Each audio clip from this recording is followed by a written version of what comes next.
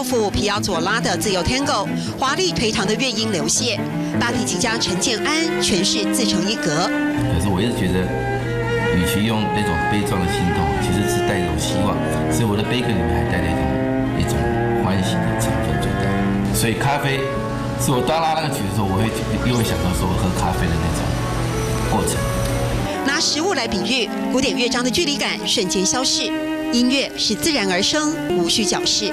我觉得好像到了一定年纪的时候，可能又恢复到怎么样可以恢复到好像像小时候的自然啊，这个是一个挑战性的。瞬间理解他和皮亚佐拉的共鸣。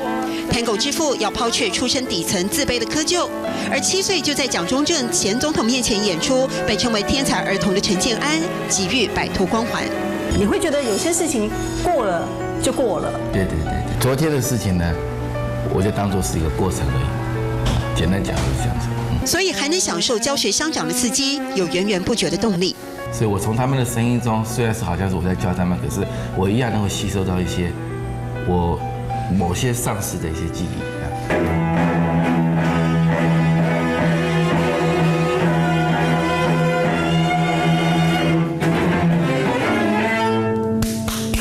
哇，你们真后堂，音乐真好听。应该奶红气。哇，老师说你喜欢，我高兴，对不对？这就是跟大家分享音乐最大的快乐。没错。几十年的音乐路，最重要的在于内心。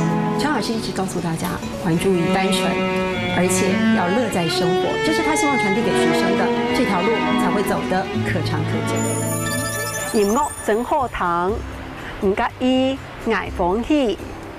音樂真好聽，唔介意捱風氣。